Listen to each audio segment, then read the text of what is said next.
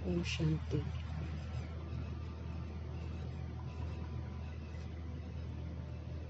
हम आत्माओं को दिव्य आत्मा बनाने वाले शिव पिता परमात्मा रोज समझ देते हैं कि दैवी गुण धारण करने और कलयुगी वायुमंडल में ही धारण करने हैं, जहाँ आत्माएं अवगुणों से भर गई हैं। गुण ग्राहकता, बाबा कहे गुणग्राही बन, क्योंकि जब तक हम ये नहीं बनेंगे, बाबा कहते और कोई भी दैवी गुण हमारे अंदर नहीं आएगा। क्योंकि अगर हमको किसी न किसी में कमी दिखाई देती जाएगी तो वो तो अवगुण है। कमी देखना तो हम कभी भी अच्छे बन ही नहीं सकते हैं। इसलिए मीठे बाबा कहते हैं कि आप गुण को देखो।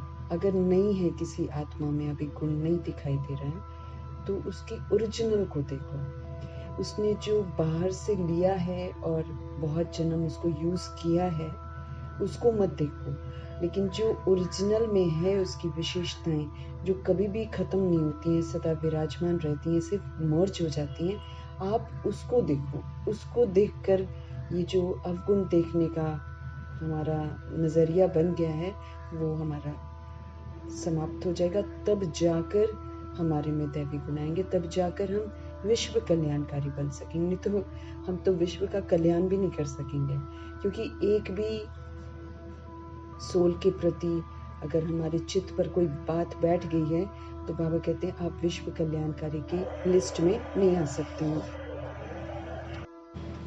अवगुण दृष्टि को छोड़ना है और गुण ग्राहक बनना है, तो उसके लिए भगवान कहते हैं याद रखो कि कलयुग का अंत है और सारे मनुष्यों में अवगुण तो भरे पड़े हैं ना। अब सारी सृष्टि में अवगुण अथवा तमोगुण प्रधान है और सभी अपनी देव मर्तबे तथा मनुष्यता से, ह्यूमैनिटी से बिल्कुल गिर गए हैं, आसुरी लक्षण से बिल्कुल युक्त हो गए हैं।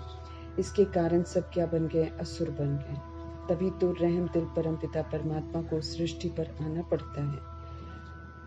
फिर भी बाबा कहते हैं किसी न किसी दिव्य गुण अथवा सद्गुण की थोड़ी बहुत रेखा तो हर एक में रह गई है, क्योंकि यदि पूरी रीति से गुणों का अंत हो जाता तब तो परमात्मा के भी अवतरण का कोई लाभ नहीं होना था ना। उनका जो कर्तव्य है वो यही है कि जो दब गया है, जो आत्मा भूल गई है, उसी को तो जागृत करना है। उसको जो प्राय लोप हो गया है उसको फिर से स्मृति दिलाकर इमर्ज करना है। उन्हें जागृत करते हैं, उन्हें उभारते हैं, स्मृति दिलाते हैं और उनका विकास करने का ज्ञान देते हैं। अतः अवगुण दृष्टि छोड़ने के लिए एक तो बाबा कहे इस बात को हमेशा ख्याल रखना चाहिए कि यूं तो हर एक मनुष्य में बहुत अवगुण भरे हुए हैं, लेकिन स्वयं मुझ में भी तो बहुत सारे अवगुण हैं। बाबा कहते ये याद रखो ना कि दूसरे में तो है ही है, लेकिन हमारे में भी तो भरे पड़े हैं, क्योंकि अब तो सृष्टि की तमो प्रधान अवस्था है। परंतु हर एक में कुछ न कुछ तो गुण तथा कुछ न कुछ तो अच्छाई अवश्य रही हुई है। अब मुझे उसके अवगुणों को देखना नहीं है, सुनना नहीं है और फिर उसको वर्णन नहीं करना है, और न ही उन्हें अपने मन में धारण करना। हम एब्जॉर्ब भी कर लेते हैं ना, कोई कुछ बोलता है तो हम एब्जॉर्ब कर लेते हैं, वो फिर अंदर ले जाते हैं ना। अंदर जब हम ले जाते हैं तो फिर हम उसी की तरह रिफ्लेक्ट भी ज़रूर करते हैं अंदर से, या तो कोई बैड वाला बद्दुआ दे देंगे, चाहे कुछ न कुछ तो करते हैं। तो वो एब्जॉर्ब नहीं करना, बाबा कहते हैं अंदर लेकर नहीं जाना, ना ही उन्हें मन में धारण करना, क्योंकि ये कर्म जो हैं ये गिराने वाले हैं। अगर हम इसको अंदर ले जाते हैं तो ये मुझे गिराएंगे नीचे, क्योंकि मेरे मन में नफरत आएगी, चिढ़ आएगी, बदले की भावना आएगी, इस तरह की चीजें हो जाती है ना। इसलिए बाबा कहते देखो ही मत, न देखो न सुनो न किसी को बताओ, क्योंकि तीनों ही करते हैं, हम तीनों में गिर जाते हैं। और अब पतित पावन परमात्मा का मेरे लिए आदेश है कि न बुरा देखो, न बुरा सुनो, न बुरा कहो, न बुरा सोचो और न ही बुरा करो। बुरा देखने और करने से तो मनुष्य बुरा ही बनता है। अतः हर एक में जो थोड़ा बहुत गुण है, मुझे तो अब उसे ही देखना है और उसे ही धारण करना है। ऐसी धारणा से ही हम गुणग्राही का दृष्टिकोण जो है ना, वो अपना पाएंगे। पक्का कराना है ना अपने आप को, बार बार पक्का कराना, क्योंकि यही सबसे इम्पोर्टेंट दैविक गुण है। दूसरे नंबर का पहला एक्यूरेसी, यथार्थता। जैसे बाबा जो है, जैसा है, उनको वैसे ही जानना। फिर मैं आत्मा जो हूँ, जैसी हूँ, वैसे मैं खुद को जानूं। ऐसे एक दूसरे को जान के फिर योग लगाएं, फिर जाके हम भरपूर हों। फिर सृष्टि रूपी ड्रामा को एक्यूरेसी, ड्रामा को एक्यूरेटली समझना, आत्मा परमात्मा को ऐसे। फिर ये वाला जो दूसरा दैविक गुण है, ये गुण ग्राहकता, जिसके बाद ही बाबा कहते हैं सारे दैविक गुण हमारे अंदर आएंगे। तो अपने आप को पक्का कराना है, क्योंकि हम अशांत भी हो जाते हैं जब हम अवगुणों को देखते हैं, अवगुणों को सुनते हैं और अवगुणों का वर्णन करते हैं, तो हम अशांत हो जाते हैं। वो फिर मेरे अंदर गया तो वो मुझे कर्मों से गिराएगा, वो मुझे सोच में गिरा देगा, कर्मों में गिरा देगा। तो ये तो हमें समझना है, इस समय तमो प्रधान सृष्टि है, सबकी तमो प्रधान अवस्था है, अवगुण सब में भरे हुए हैं, हम में भी भरे हुए हैं, और बाबा हमको आकर रोज ठीक कर रहे हैं। इस विधि से अपने आप को स्मृति दिलाते दिलाते आदत डालनी, हमको आदत नहीं है अच्छा देखने की, अब आदत डालनी है कि सब में अच्छाई है, और वो है कि हर सोल जो है परमधाम निवासी है और हर सोल तमोगुणी है। ड्रामा में आकर देह लेकर सारा कैसे संस्कार मिले, कैसे लोग मिले, कैसे हमने कर्म किए, उसका परिणाम है हमारी बदली हुई अवस्था। इसको समझ समझ के, खुद को समझा समझा कर हमें गुणग्राही बनना है। हम आत्मा को गिरती कला से अब चढ़ती कला में लेकर जा रहे हैं प्रभु। तो ऐसे प्रभु को, ऐसे परमपिता परमात्मा को और ब्रह्मा माँ को हाजिर नाजिर करते हुए, अव्यक्त बाप दादा को हाजिर नाजिर करते हुए, अव्यक्त बाप दादा के महावाक्य अव्यक्त स्थिति में स्थित होकर उन्हीं से हम समझेंगे, और प्रभु के शक्तिशाली महावाक्य जो हैं ये सभी सोल्स तक भी पहुँचे, ये दिल से दुआ करेंगे। वो आत्माएं जो द्वापर युग और कलयुग में आती हैं सृष्टि रूपी ड्रामा में, वो आत्माएं जो बाबा के बने हैं लेकिन दुर्भाग्यवश विकारी हथियाला बांध लिया, बाबा को छोड़कर चले गए। मुरली कभी पढ़ते हैं, कभी नहीं पढ़ते हैं। तो उन सभी आत्माओं के प्रति भी प्रभु जी की ये महावाक्य पहुंचे, ताकि वो आत्माएं पुनः फिर से पवित्र जिंदगी जिए। जिनके साथ भी जुड़े हैं उन आत्माओं को भी पवित्र रास्ता दिखाएं, ये हम दुआ करेंगे। और साथ में ऐसी सोल्स जो बाबा कहते हैं ध्यान नहीं देते हैं, थोड़े से अलबेले हो गए हैं, ऐसी अलबेली आत्माओं के प्रति भी प्रभु जी के शक्तिशाली महावाक्य, क्योंकि अव्यक्त महावाक्य है, इसमें प्रभु हमारी कमी कमजोरियां जहाँ रह गई हैं उस पर दस्तक देते हैं। तो वो दस्तक उन आत्माओं तक भी पहुँचे, सभी सोल्स जागृत हो जाएं, क्योंकि अगर जागृत नहीं होते तो बड़ा नुकसान है हमारी लाइफ में।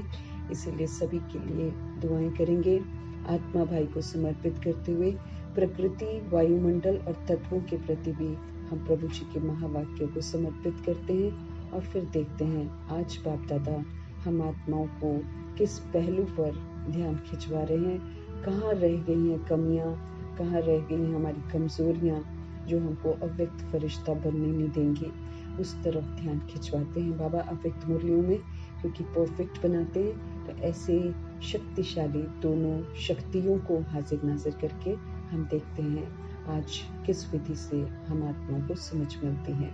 अव्यक्त बाप दादा बोले, शुभ भाव और प्रेम भाव को इमर्ज करो। शुभ भाव को और प्रेम भाव को, ये सारा खत्म हो गया था हम आत्माओं के अंदर ना। अब हम अशुभ सोचने लग गए थे, हर चीज में पता नहीं ऐसा ना हो जाए, पता नहीं वैसा ना हो जाए, अहम वहम अनुमान, परचिंतन, ये सारा अशुभ था। सारे हम अशुभ भी बन गए और हम नफरतों से भी भर गए, नफरत करते हैं, बदले की भावना रखते हैं। अब मीठे मीठे परमात्मा हम आत्माओं को समझ देते हैं कि अपने अंदर शुभ भाव और प्रेम भाव इसको इमर्ज करो, अंदर है हमारे। क्योंकि अनादि में तो हम अच्छे हैं, आदि में भी बाबा कहते तुम अच्छे थे, तो अंदर है वो, लेकिन मर्ज हो गया है क्योंकि उसको यूज ही नहीं करते हैं। अब हम हमेशा दूसरों के लिए, कलयुग में आत्माएं एक दूसरे के लिए अशुभ ही सोचती हैं। कोई आगे बढ़ रहा है वो भी उनको अच्छा नहीं लगता,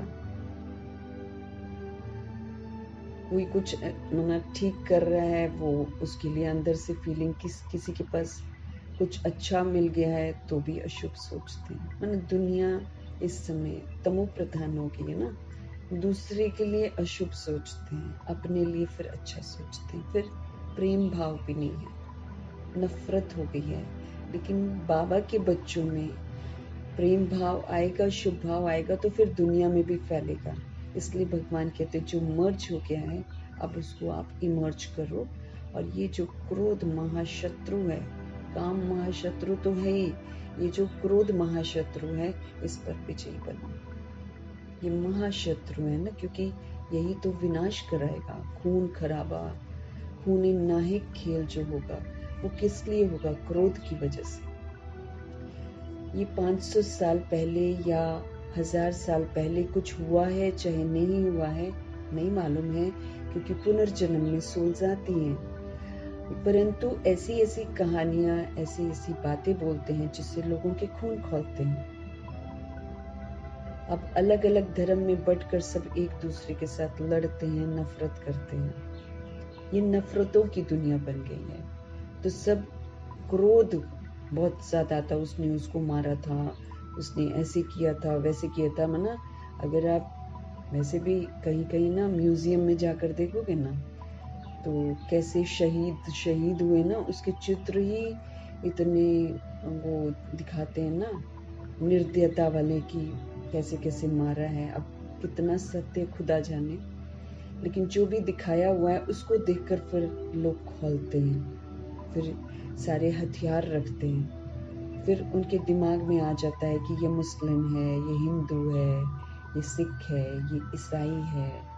तो वो वाली वृत्ति दृष्टि से फिर एक दूसरे को जान से मार देते हैं। तो क्रोध महाशत्रु है। भगवान कहते विजयी बनो। हम आत्माओं को बाबा पहले बोलते हैं, क्योंकि हमारा प्रभाव ही सारे वायुमंडल में फैला हुआ है। क्योंकि हम आत्माएं जब अपने स्वधर्म से विस्मृत होकर कार्य करती हैं तो उनको गुस्सा आता है। तो ये भी महाशत्रु है। भगवान कहते इस पर विजय प्राप्त करो। लेकिन हमेशा बाबा हम आत्मा को समझाते हैं कि बुराई को खत्म करना है ना, तो उसको अच्छाई से खत्म कर सकते हैं, नहीं तो बुरे को बुराई से नहीं खत्म कर सकते हैं। तो अच्छाई में फिर बाबा हमको युक्तियां बताते हैं, शुभ भाव रखना सिखाते हैं, प्रेम भाव रखना सिखाते हैं। इसको बोलते हैं इमर्ज करो। तो फिर ये जो क्रोध महाशत्रु है इस पर हम विजयी बन सकेंगे। आज बाप दादा अपने जन्म के साथियों को साथ साथ सेवा के साथियों को देखकर हर्षित हो रहे हैं, क्योंकि संपूर्ण ब्रह्मा भी आते हैं। संपूर्ण ब्रह्मा और शिव बाबा दोनों मिलकर फिर गुलजार दादी को यूज करते हैं। तो आज बाप दादा अपने जन्म के जो साथी हैं, शुरुआत में जो सोल्स आ गई हैं, और सेवा के जो साथी हैं उनको देखकर हर्षित हो रहे हैं। आज आप सभी को भी बाप दादा के अलौकिक जन्म, साथ में जन्म साथियों के जन्म दिवस की खुशी है। क्यों? आज आप सभी को भी बाप दादा के अलौकिक जन्म, साथ में जन्म साथियों के जन्म दिवस की खुशी है। क्यों? ऐसा न्यारा और अति प्यारा अलौकिक जन्म और किसी का भी हो नहीं सकता। ऐसा कभी भी नहीं सुना होगा कि बाप का जन्मदिन भी वही और बच्चों का भी जन्म दिवस वही, शिवरात्रि। ये जो न्यारा और प्यारा अलौकिक हीरे तुल्य जन्म है, आज आप मना रहे हो। साथ साथ सभी को ये भी न्यारा और प्यारापन स्मृति में है कि ये अलौकिक जन्म ऐसा विचित्र है जो स्वयं भगवान बाप बच्चों का मना रहे हैं। ये न्यारा और प्यारापन स्मृति में है कि ये जो अलौकिक जन्म है जो हम प्रभु जी के साथ शिवरात्रि को मनाते हैं, ये ऐसा विचित्र है अलौकिक जन्म कि खुद भगवान भी भगवान बाप जो है वो बच्चों का मना रहे हैं। परम आत्मा बच्चों का, श्रेष्ठ आत्माओं का जन्म दिवस मना रहे हैं। दुनिया में कहने मात्र कई लोग कहते हैं कि हमको पैदा करने वाला भगवान है, परम आत्मा है, परंतु न तो उन्हें जानते हैं और न उसी स्मृति से चलते हैं कि हम भगवान के बच्चे हैं। आप सभी अनुभव से कहते हो कि हम परमात्म वंशी हैं, हम ब्रह्मा वंशी हैं, हम आत्माएं अनुभव करती हैं। परम आत्मा हमारा जन्म दिवस मनाते हैं। शिवरात्रि वाले दिन हम लोग बाबा का सेलिब्रेट करते हैं, बाबा फिर बच्चों का सेलिब्रेट करते हैं। हम परमात्मा का जन्म दिवस मनाते हैं। आज सब तरफ से यहाँ पहुँचे हैं किस लिए? मुबारक देने के लिए और मुबारक लेने के लिए। तो बाप दादा विशेष अपने जन्म साथियों को मुबारक दे रहे हैं, सेवा के साथियों को भी मुबारक दे रहे हैं। मुबारक के साथ साथ परम प्रेम के मोती हीरों ज्वाहरों द्वारा वर्षा भी कर रहे हैं। किसके मोती? प्रेम के मोती। प्रेम के मोती हैं, प्रेम के हीरे हैं, प्रेम के ज्वाहर, मतलब जो ज्वेलरी वगैरह जैसे नहीं होता है, वैसे बाबा कहते हैं हीरो ज्वाहरों द्वारा वर्षा कर रहे हैं, प्रेम बरसा रहे हैं। प्रेम के मोती देखे हैं ना? प्रेम के मोतियों को जानते हो ना? फूलों की वर्षा, सोने की वर्षा तो सभी करते हैं। दुनिया में अगर फूलों की वर्षा करनी हो, सोने की वर्षा करनी हो तो सब करते हैं, लेकिन बाप दादा आप सभी पर परम प्रेम, अलौकिक स्नेह के मोतियों की वर्षा कर रहे हैं, जिसकी जरूरत है हम आत्माओं को। हम आत्माओं के अंदर अभाव हो गया है, वो रूहानी प्रेम जागृत नहीं होता है, तो परम प्रेम, अलौकिक स्नेह के जो मोती हैं उसकी वर्षा कर रहे हैं। आत्मा को क्या चाहिए वो प्रभु देते हैं, स्थूल चीजें नहीं देते हैं। सूक्ष्म चीजें जो आत्मा को चाहिए उसकी वर्षा कर रहे हैं। और एक गुना नहीं, पदम पदम पदम गुना दिल से मुबारक दे रहे हैं। आप सब भी दिल से मुबारक दे रहे हैं, वो भी बाप दादा के पास पहुंच रही है। तो आज मनाने का और मुबारक का दिन है। मनाने के समय क्या करते हो? बैंड बजाते हो। तो बाप दादा सभी बच्चों के मन के खुशी की बैंड कहो, बाजे गाजे सुन रहे हैं। भगवान क्या सुनते हैं? मन की खुशी।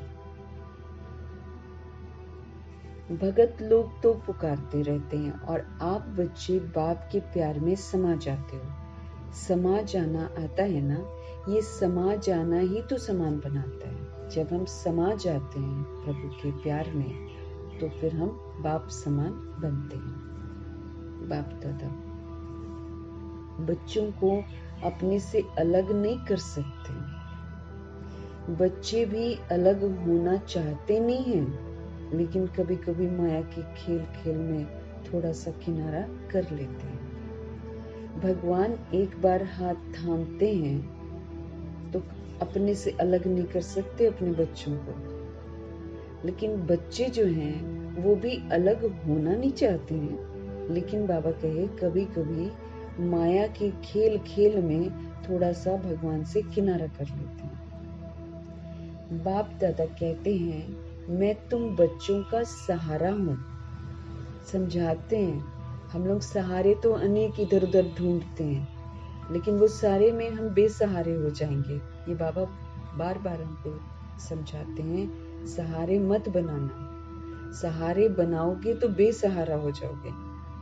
तो समझ देते हैं परम पिता परमात्मा आत्मा को बोलते हैं, क्योंकि आत्मा किसी को दिखाई नहीं देती है, शरीर दिखाई देता है। तो शरीर के सहारे तो टेम्पररी हैं, आज हैं कल नहीं है, कभी भी धोखा दे सकते हैं। लेकिन परमात्मा जो है वो तो आत्मा को देखते हैं ना, वो बाबा कभी नहीं छोड़ते। लेकिन बाबा बोलते हैं बच्चे मैं तुम बच्चों का सहारा हूं। लेकिन बच्चे नटखट होते हैं ना, माया उनको नटखट बना देती है नहीं।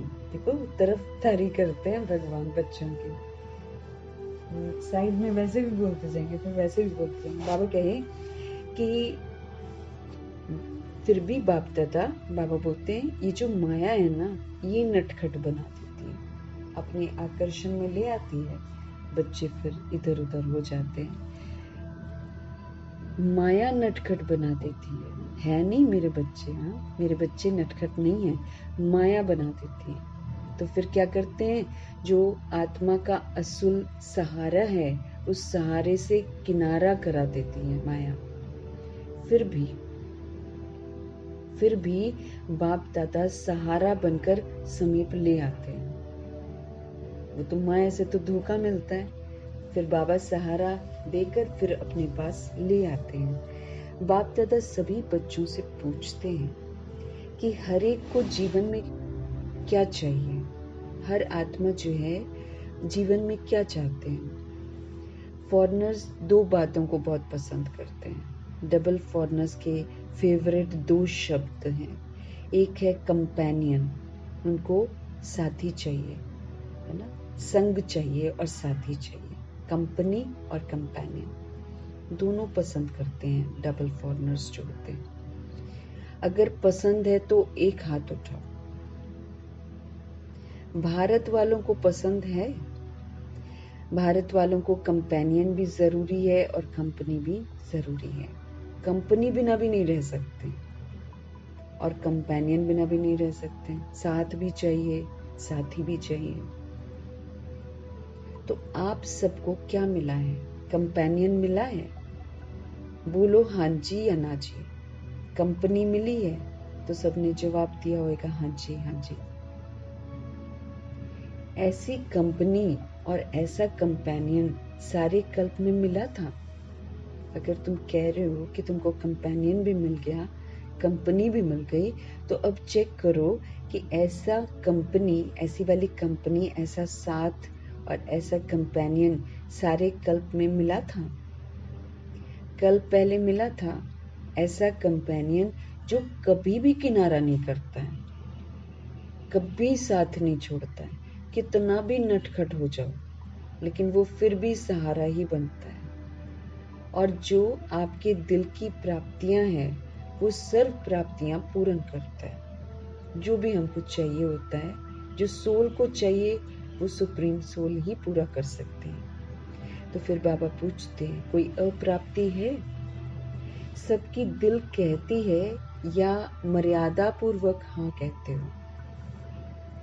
जब बाबा प्रश्न पूछते हैं तो आत्माएं हाथ उठाती हैं, तो बाबा पूछ रहे हैं कि सबकी दिल ऐसा कहती है कि मर्यादा पूर्वक आप सोचते हो कि सभा में बैठे हैं तो फिर हाँ कह देते हो? क्या करते हो? गाते तो हो कि जो पाना था वो हमने पा लिया, या फिर अभी भी पाना है?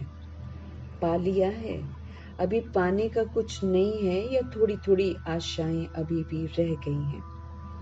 सब आशाएं पूरी हो गई हैं कि अभी भी रही हुई हैं? बाप दादा कहते हैं रह गई है। बाप को प्रत्यक्ष करने की आशा तो रह गई है ना। ये तो बाप की आशा है कि सभी बच्चों को मालूम पड़ जाए बाप के बारे में। बाप आया और कोई रह जाए तो ये तो बाप दादा की विशेष आशा है कि सभी को कम से कम मालूम तो पड़ जाए कि हमारा जो सदा का बाप है वो आया हुआ है। सारी सोल्स भले कितने भी बाप बनाती हैं, 63 जन्म में 63 बाप बनाती हैं, लेकिन सबको कम से कम बाबा कहते ये तो मालूम पड़ जाए ना कि हमारा सदा का बाप आया हुआ है, जो किसी भी जन्म में नहीं बदलता। भले 63 बाप बनाए होते हैं, लेकिन तो भी ये निराकार बाप को याद करते हैं। ये सदा का बाप है। वो ये जो सदा का बाप है, ये जब शरीर छोड़ते हैं तब साथ देता है, शमशान में साथ देता है, फिर जब शरीर जल रहा होता है तब आत्मा का साथ देता है, गर्भ जेल में उसको सारे साक्षात्कार कराता है। बाप कभी साथ नहीं छोड़ते। तो बाबा कहते कम से कम लोगों को ये तो मालूम चल जाए ना कि हमारा सदा का जो बाप है वो आया हुआ है। लेकिन बच्चों की हद की और आशाएं पूरी हो गई हैं, प्रेम की आशाएं हैं, लेकिन बाबा कहते बच्चों की हद की पूछ रहे हैं, ये जो दुनियावी आशाएं हैं वो पूरी हो गई हैं, प्रेम की आशाएं हैं। हर एक चाहता है कि स्टेज पर आए, ये आशा है किसी को। कईयों को होता है ना, सेवाएं हो रही हैं, लोग हमको जाने, वो स्टेज पर आ रहा है, हम भी स्टेज पर आए, ये वाली थॉट्स भी चलती हैं सोल्स के अंदर। अब तो बाबा स्वयं सबके पास आते हैं। स्टेज पर क्या आना है, ये आश क्या रखनी है, अब तो बाबा खुद ही सबके पास आते हैं। ये भी आशा पूरी हो गई। संतुष्ट आत्माएं हैं, मुबारक हो, क्योंकि सभी बच्चे समझदार हैं, समझते हैं कि जैसा समय है वैसा स्वरूप बनाना ही है। इसलिए बाप दादा भी ड्रामा के बंधन में तो है ना, तो सभी बच्चे हर समय अनुसार संतुष्ट हैं और सदा संतुष्ट मणि बन चमकते रहते हैं। बाबा पूछते भी हैं, बाबा कह रहे हैं सभी बच्चे हर समय अनुसार संतुष्ट हैं और सदा संतुष्ट मणि बनकर चमकते रहते हैं। क्यों? आप स्वयं ही तो कहते हो कि हमने जो पाना था वो पा लिया। तो जब पाना था वो पा लिया तो फिर तो संतुष्ट रहना चाहिए ना, हर समय संतुष्ट रहना चाहिए, सदा संतुष्ट मणि बनकर चमकना चाहिए। क्योंकि बाबा कहते आप तो खुद ही कहते हो कि जो पाना था वो हमने पा लिया। ये ब्रह्मा बाप के आदि अनुभव के बोल हैं। ब्रह्मा बाप ने जो शुरू में अनुभव किया था ना कि प्रभु मिले तो मुझे सब कुछ मिल गया, तो ये जो बोल है कि पाना था वो पा लिया, ये अनुभव के बोल ब्रह्मा जी के हैं। जब उनको भगवान मिले और उन्होंने अनुभव किया तो उन्होंने बोला कि मुझे और कुछ नहीं चाहिए, मैंने जो पाना था सो पा लिया।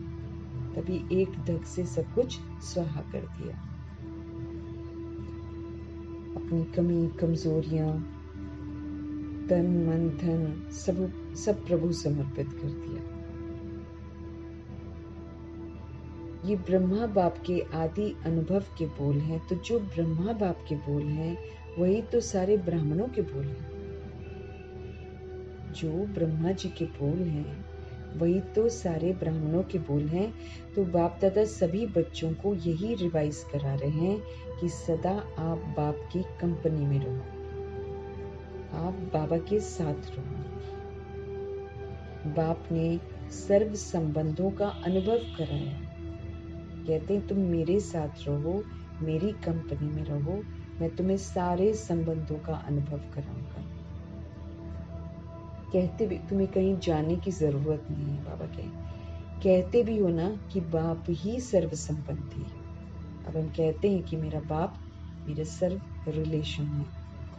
जब सर्व संबंधी वो है तो फिर जैसा समय वैसे संबंध को कार्य में क्यों नहीं लगाते हो? जब बाबा सर्व संबंधी है तो फिर जैसा समय होता है वैसा संबंध जो चाहिए होता है उसको कार्य में क्यों नहीं लगाते हो? और यही सर्व संबंध का समय प्रति समय अनुभव करते रहो तो कंपेनियन भी होगा और कंपनी भी होगी। भगवान कहते हैं जब आप सारे संबंधों को समय प्रति समय एक्सपीरियंस करते जाओ, अनुभव करते जाओ, वो प्यार प्रभु से प्राप्त करते जाओ, तो फिर वो कंपेनियन भी होगा और कंपनी भी होगी। और कोई साथियों की तरफ फिर मन और बुद्धि जा नहीं सकता। भगवान सब तरफ की भटकन से हटाकर अपनी तरफ लगाते हैं, क्योंकि बाबा सदा खुश रहते हैं और खुशियाँ देते हैं। लेकिन मनुष्य जो है वो उसकी अवस्था डावाडोल होती रहती है, हिसाब किताब के तहत भी, और फिर जो इतनी सारी धारणाएं आसुरीपन की कर रखी हैं उसका प्रभाव पड़ जाता है। तो मनुष्य आत्माएं तो डावाडोल होती रहती हैं, डगमग होती रहती हैं और सबको डगमग करती हैं। लेकिन बाबा कहे जब तुम मुझे मेरे साथ सारे संबंध बनाकर सर्व संबंधों का सुख ले लेते हो ना, तो मैं तुम्हारा कंपेनियन भी हो जाता हूँ और कंपनी भी हो जाती है। और कोई साथियों की तरफ फिर मेरा मन और बुद्धि नहीं जाएगा, जा नहीं सकता। बाबा कहते हैं बाप दादा ऑफर कर रहे हैं, जब सर्व संबंध ऑफर कर रहे हैं तो सर्व संबंधों का सुख लो। बाबा को साजन बनाकर साजन का सुख लो, सजनी बनाकर सजनी का सुख लो। वो सब बहुरूपी है, वो सब कुछ बन जाएंगे। बाप का सुख लो, माँ का सुख लो, क्योंकि बाप कैसा होता है, माँ कैसी होती है, तो शिव बाबा ही बता सकते हैं। बाकी दुनिया में तो इस वक्त सारे रिलेशंस जो हैं वो स्वार्थी भी हो गए हैं, तमो प्रधान भी हो गए। तो सारा साथी बाबा को बनाकर, बाबा कहते एक्सपीरियंस करो ना। और जब हम उनको सर्व संबंधी बनाकर वो सुख को अनुभव कर लेते हैं, फिर बुद्धि और मन कहीं और जा नहीं सकता। बाप दादा ऑफर कर रहे हैं कि जब सर्व संबंध ऑफर कर रहे हैं तो सारे संबंधों का सुख लो, संबंधों को फिर कार्य में भी लगाओ, सेवा में भी लगाओ, यूज करो। बाबा कहते हैं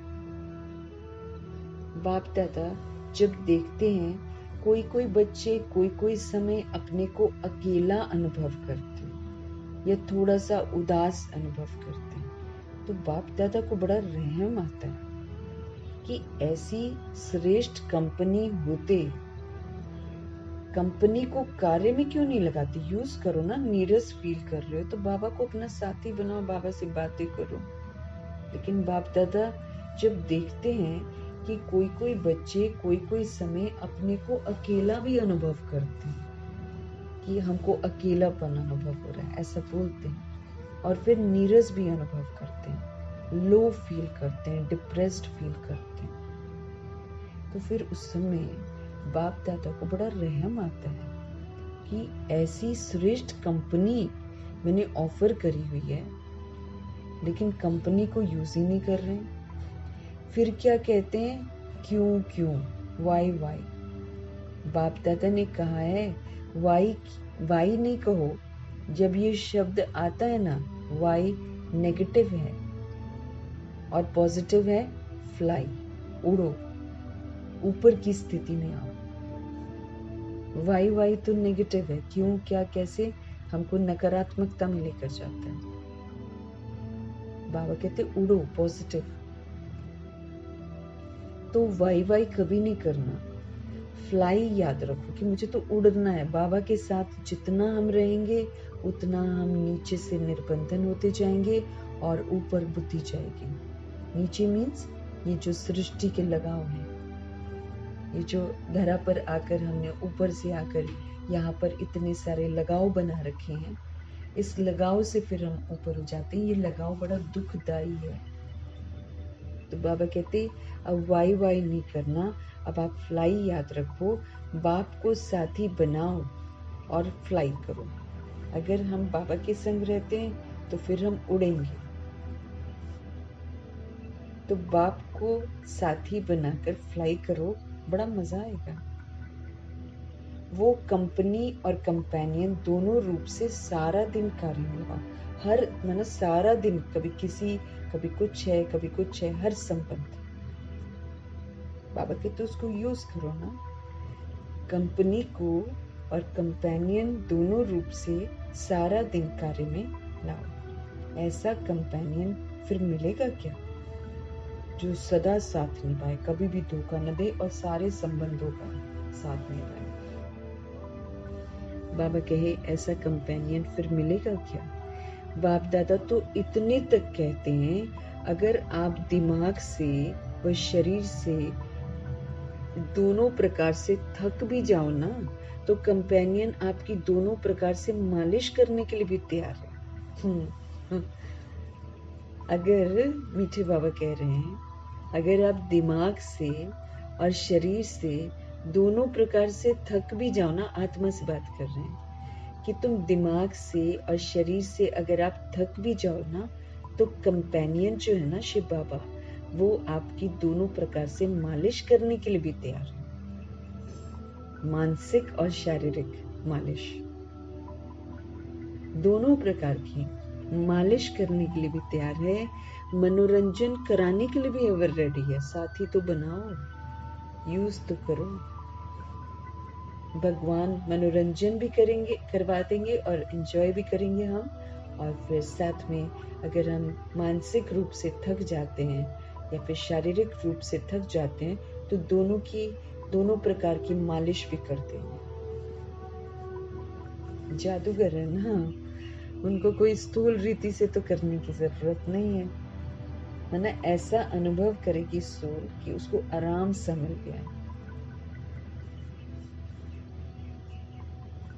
तो भगवान तो कंपेनियन, भगवान तो मालिश करने के लिए भी तैयार है, मनोरंजन कराने के लिए भी एवर रेडी है। फिर बाबा कहते हद के मनोरंजन की आवश्यकता ही नहीं, एक बार अनुभव तो कर लो। फिर बाबा कहते ये दुनियावी मनोरंजन की जरूरत नहीं पड़ेगी।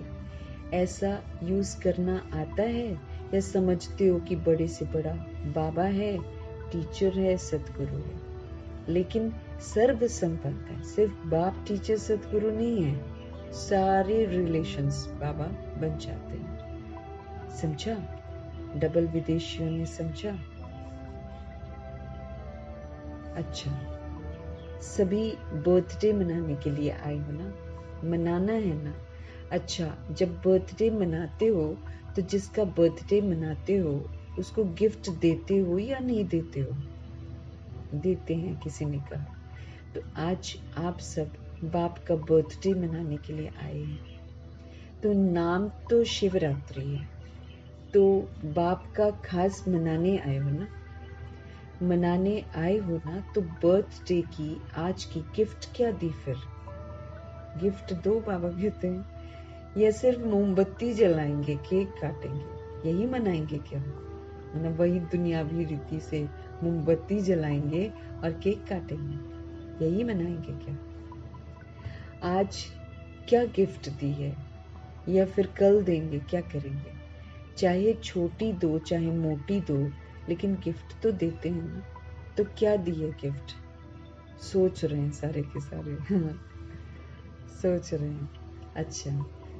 अच्छा, देनी है गिफ्ट। हाँ, देने के लिए तो तैयार होना। जब देख रहे हैं कि बच्चे तो सोच रहे हैं, हाँ, तो फिर भगवान फिर कह रहे हैं अच्छा आपको देनी है ना, देने के लिए तो तैयार होना।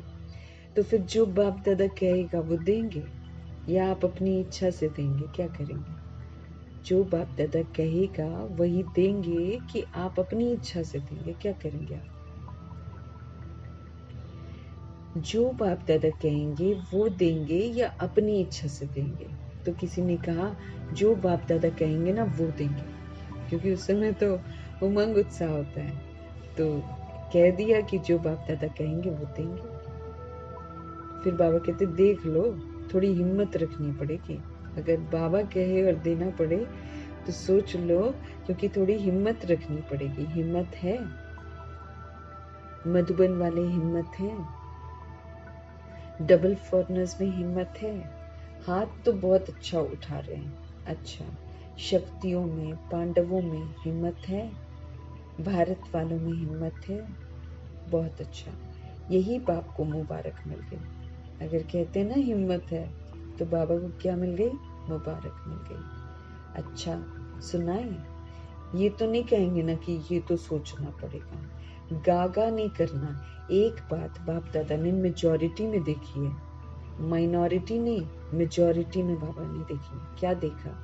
जब कोई सर्कमस्टेंस सामने आता है, कोई परिस्थिति सामने आती है, तो मेजॉरिटी में 1, 2, 3 नंबर में क्रोध का अंश न चाहते हुए भी इमर्ज हो जाता है। बाप दादा ने देखा है, मेजॉरिटी में देखा है, माइनॉरिटी में नहीं। ज्यादातर बाबा ने देखा है। क्या देखा है? कि जब कोई परिस्थिति आती है, पराई स्थिति जब आती है, तो मेजॉरिटी में 1, 2, 3 नंबर में क्रोध का अंश न चाहते हुए भी फिर से इमर्ज हो जाता है। चाहते नहीं है लेकिन फिर इमर्ज हो जाता है। कोई में महान क्रोध का रूप होता है, महान क्रोध। कोई में जोश के रूप में होता है, कोई में तीसरा नंबर चिड़चिड़ेपन रूप में होता है। चिड़चिड़ापन समझते हो? वो भी क्रोध का ही अंश है, हल्का है लेकिन क्रोध का हिस्सा है। तीसरा नंबर है ना, तो वो हल्का है। पहला जोर से है, दूसरा उससे थोड़ा है, फिर तीसरा उससे थोड़ा है। बाबा के फिर भाषा तो आजकल सबकी रॉयल हो गई है। बाबा कहते गुस्सा करते हैं, आवेश में आते हैं, जोश में आते हैं, चिढ़ जाते हैं, लेकिन बाबा कहे फिर क्या करते हैं? भाषा आजकल सबकी बड़ी रॉयल हो गई है। फिर करके क्या कहते हैं? रॉयल रूप में क्या कहते हैं? कहेंगे बाबा बात ही ऐसी थी। क्या कहेंगे? बाबा बात ही ऐसी है ना, जोश तो आएगा ही। तो आज फिर बाप दादा सभी से ये गिफ्ट लेना चाहते हैं कि क्रोध तो तुम छोड़ो, लेकिन क्रोध का अंश मात्र भी तुम्हारे अंदर नहीं रहना चाहिए।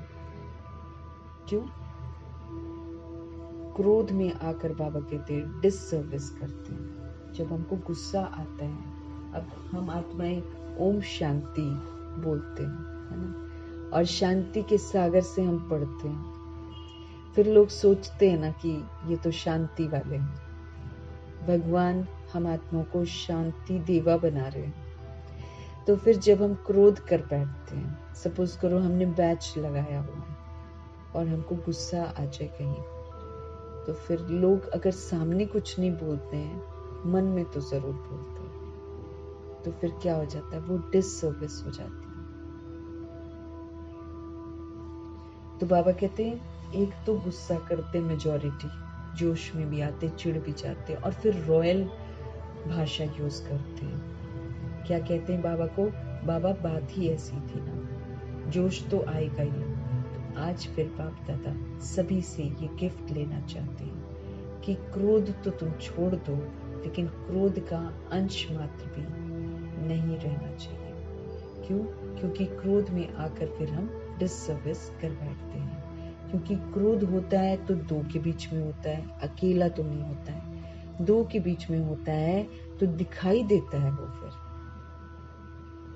चाहे मनसा में भी बाबा कहे किसके प्रति घृणा भाव का अंश भी होता है, तो मन में भी उस आत्मा के प्रति जोश तो जरूर आ जाता है। मनसा में, थॉट्स में अगर किसी के प्रति हेट्रेड का भाव होता है तो उसका अंश भी होता है ना, तो मन में भी उस आत्मा के प्रति जोश जो है वो जरूर आता है। तो बाप दादा को ये वाली जो डिससर्विस का कारण है ना, ये अच्छा नहीं लगता है। घृणा आ गई है ना, या फिर अंश भी हमारे अंदर रह जाता है, तो भगवान को ये चीज पसंद नहीं आती है। तो बाबा कहे घृणा भाव का अंश भी होता है, तो मन में भी उस आत्मा के प्रति जोश जरूर आता है। तो बाप दादा को ये डिससर्विस का कारण बिल्कुल अच्छा नहीं लगता है। तो क्रोध का भाव अंश मात्र भी उत्पन्न न हो।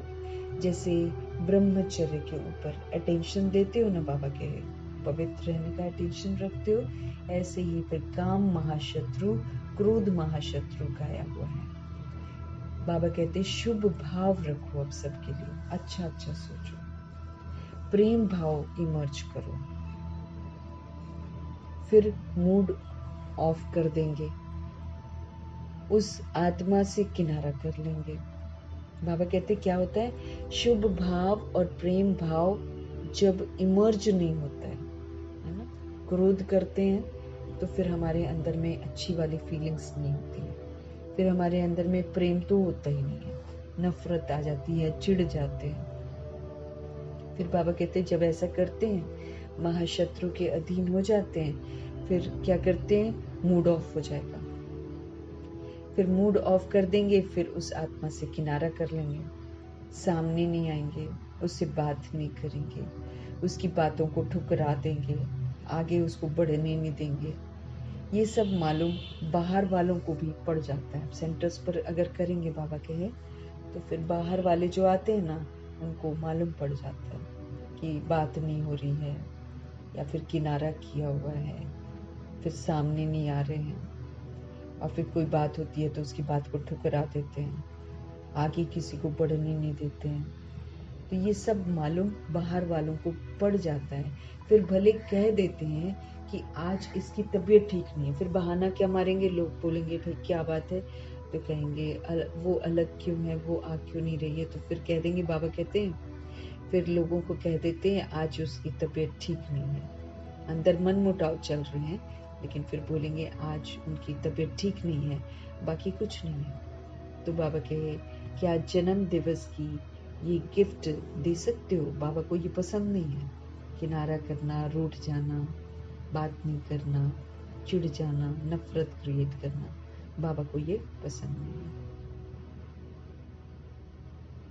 किसी सोल को फिर आगे बढ़ने नहीं देंगे ना, जैसे सेंटर्स पर सोल है तो फिर उसके मना उसके बारे में जो सीनियर्स हैं उसको कुछ बोल देंगे, आगे नहीं बढ़ने देंगे उसको। और फिर जब कोई पूछेगा तो फिर कहेंगे कि उसकी तबीयत ठीक नहीं है, बाकी कुछ नहीं है। तो क्या जन्म दिवस की ये गिफ्ट दे सकते हो? बाबा कहते हैं चिड़चिड़ापन ये सब दे सकते हो।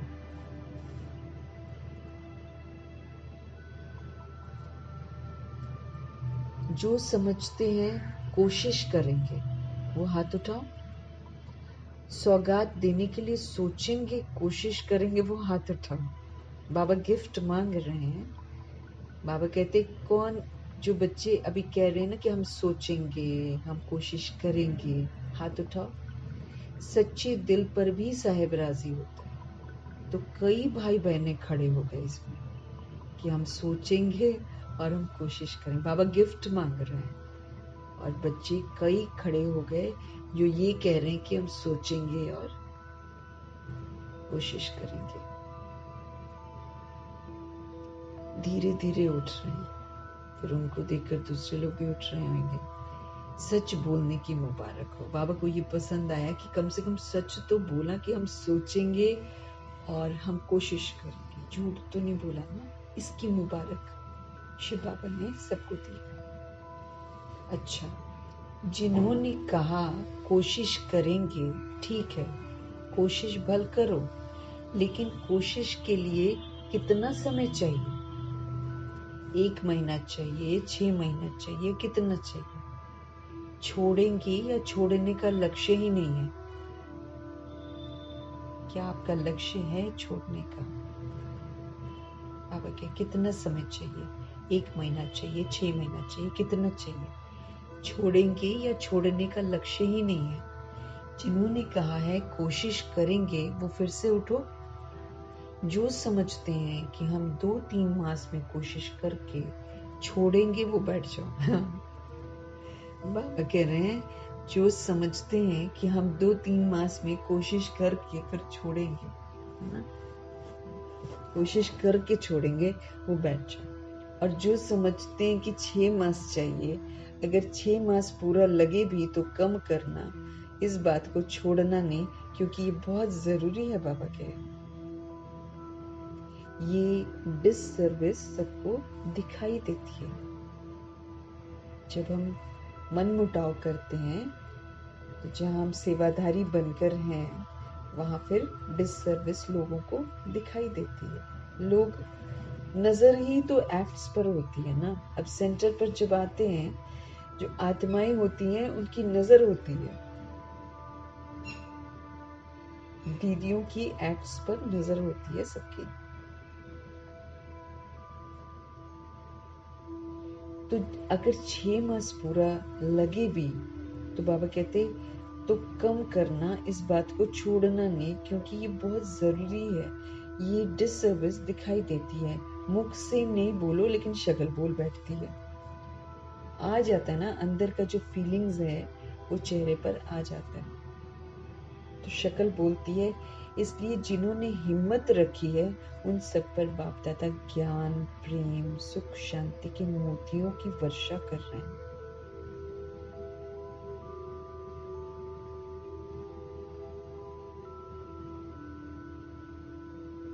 तो बाप दादा कह रहे हैं जिन्होंने हिम्मत रखी है उन सब पर बाप दादा ज्ञान, प्रेम, सुख, शांति की मोतियों की वर्षा कर रहे हैं। अच्छा, बाप दादा रिटर्न सौगात में ये विशेष सभी को वरदान दे रहे हैं। अब बाबा को गिफ्ट दी, अब बाबा रिटर्न गिफ्ट देगा, जैसे आजकल करते हैं, बर्थडे मनाते हैं, वो कोई गिफ्ट लेकर आता है, फिर जिसका बर्थडे होता है वो भी उसको रिटर्न गिफ्ट देता है ना। तो बाप दादा रिटर्न सौगात में ये विशेष सभी को वरदान दे रहे हैं। जब भी गलती से भी, न चाहते हुए भी क्रोध आ भी जाए, बाबा कहते उसी समय सिर्फ दिल से मीठा बाबा शब्द कहना, तो फिर बाबा की एक्स्ट्रा मदद हिम्मत वालों को अवश्य मिलती रहेगी। जब कभी गुस्सा आए ना, किसी को देखते हुए गुस्सा आए, बाबा कहे फटाफट क्या करना, दिल से, लेकिन दिल से मीठा बाबा शब्द कहना, तो फिर बाप की एक्स्ट्रा मदद जो है वो हिम्मत वालों को अवश्य मिलती रहेगी। मीठा बाबा कहना, बाबा कहते क्या कहना, मीठा बाबा कहना, सिर्फ बाबा नहीं कहना, मीठा बाबा तो मदद मिलेगी, जरूर मिलेगी, क्योंकि लक्ष्य रखा है ना। अब क्रोध छोड़ने का मैंने लक्ष्य रखा और फिर मुझे क्रोध आ जाए बीच में, और फिर मेरे को तुरंत याद आया कि बाबा ने बोला था मीठा बाबा बोलना, तो लक्ष्य रखा है ना, इसलिए बाबा मदद करेंगे जब कोई मीठा बाबा बोलेगा उस समय। तो लक्ष्य से फिर लक्षण आने ही है। मधुबन वाले हाथ उठाओ, अच्छा करना ही है ना, हाँ जी, मुबारक हो, बहुत अच्छा। आज खास मधुबन वालों को टोली देंगे, मेहनत बहुत करते हैं, क्रोध के लिए नहीं देते हैं कि क्रोध कर रहे हो इसलिए टोली दे रहे, लेकिन मेहनत करते हो, मेहनत के लिए देते हैं। सभी समझेंगे हाथ उठाया है इसलिए टोली देते हैं, नहीं तो लोग क्या समझते हैं, अरे हाथ उठाया उसके लिए टोली मिल रही है इनको। तो बाबा स्पेसिफाई कर रहे हैं कि क्रोध के लिए नहीं देंगे टोली, आप जो मेहनत करते हो ना उसके लिए देंगे। सभी समझेंगे हाथ उठाया है इसलिए टोली देते हैं। मेहनत मधुबन वाले बहुत अच्छी करते हैं, सबको सेवा से संतुष्ट करना, ये तो मधुबन का एग्जाम्पल है, इसलिए आज मुख मीठा कराएंगे। यूं तो कराने वाला शिव बाबा है, शिक्षाएं शिव बाबा की, लेकिन निमित्त बनकर सोल्स करती हैं तो फिर बाबा उनकी महिमा जरूर करते हैं। बाबा कहे सबको सेवा से संतुष्ट करना, ये तो मधुबन का एग्जाम्पल है, इसलिए आज मुख मीठा कराएंगे। आप सब इन्हों का मुख मीठा देखकर मीठा मुख कर लेना, खुशी होगी ना। ये भी एक ब्राह्मण परिवार का कल्चर है। आजकल आप लोग कल्चर ऑफ पीस का प्रोग्राम बना रहे हो ना, तो ये भी फर्स्ट नंबर का कल्चर है, ब्राह्मण कुल की सभ्यता है ना। आप सब इन्हों का मुख मीठा देखकर मीठा मुख कर लेना, खुशी होगी ना। ये भी एक ब्राह्मण परिवार का कल्चर है। आजकल आप लोग कल्चर ऑफ पीस का प्रोग्राम बना रहे हो ना, तो ये भी फर्स्ट नंबर का कल्चर है, ब्राह्मण कुल की सभ्यता है। बाप दादा ने देखा है, ये दादी जब सौगात देती है ना, उसमें एक बोरी का थैला होता है, उसमें लिखत होती है कम बोलो, धीरे बोलो और मीठा बोलो। दादी जब सौगात देती है ना, तो उसमें एक बोरी का थैला होता है, उसमें लिखत होती है कम बोलो, धीरे बोलो और मीठा बोलो।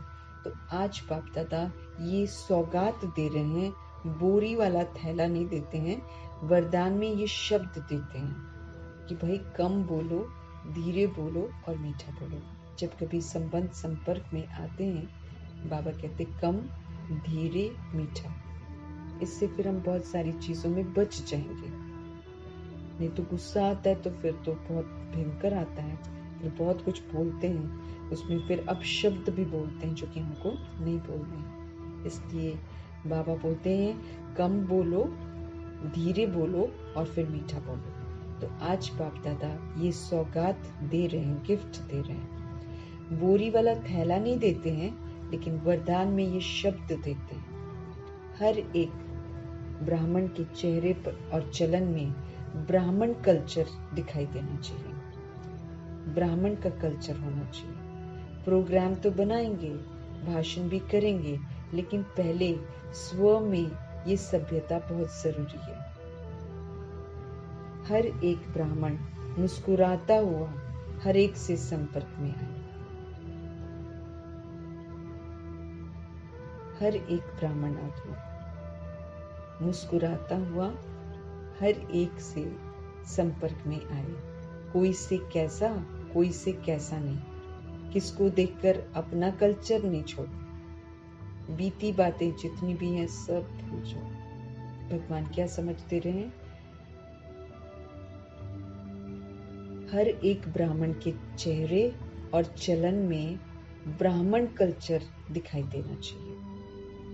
प्रोग्राम भी बनाएंगे, भाषण भी करेंगे, लेकिन पहले आत्मा में ये सभ्यता जरूरी है। हर एक ब्राह्मण जो है वो मुस्कुराता हुआ हर एक से संपर्क में आए। कोई से कैसा, कोई से कैसा, ऐसा नहीं व्यवहार करना। किसी को देखकर अपना कल्चर, बाबा कहते मत छोड़ो। किसी को देखकर हम अपना कल्चर छोड़ दें, ऐसा नहीं करना। बीती बातों को भूल जाओ, बीती बातों को भूल जाओ। नए जो संस्कार हैं सभ्यता के जीवन में दिखाओ। जो बाबा संस्कार सिखा रहे हैं, जो सभ्यता सिखा रहे हैं, सत्यता और दिव्यता की जो सभ्यता सिखा रहे हैं, बाबा कहते हैं उसको जीवन में अब दिखाओ। अभी दिखाना है, ठीक है ना? तो सभी ने कहा हाँ जी। ये बहुत अच्छा है। डबल फॉरनर्स मेजॉरिटी हाँ जी करने में तो बहुत अच्छे हैं, अच्छा है। भारतवासियों की तो एक मर्यादा ही है हाँ जी करना। सिर्फ माया को नाजी करो बस, और आत्माओं को हाँ जी करो। माया को नाजी करो। कमी कमजोरियां जब कभी हमारे अंदर आए, उसको बोलो भाई हम तुमको यूज नहीं करेंगे। अच्छा, सभी ने जन्म दिवस मना लिया, मनाया, गिफ्ट दे दी और फिर साथ में गिफ्ट भी ले ली। अच्छा, आपके साथ साथ और भी जगह जगह पर सभाएं लगी हुई हैं। कहाँ छोटी सभा है, कहाँ बड़ी सभा है, सभी सुन रहे हैं ना, अपने अपने स्थानों पर सुनते हैं। सभी सुन रहे हैं, सब देख रहे हैं। एक समय था कि जाना पड़ता था मिलन के लिए, उसकी फिर अलग महिमा थी, और अब तो फिर घर घर है, घर घर में सब लोग अपने अपने देखते हैं ना। तो बाबा कह रहे हैं आपके साथ साथ और भी जगह जगह पर सभाएं लगी हुई हैं। कहाँ छोटी सभाएं हैं तो कहाँ बड़ी सभाएं हैं, सभी सुन रहे हैं, देख रहे हैं।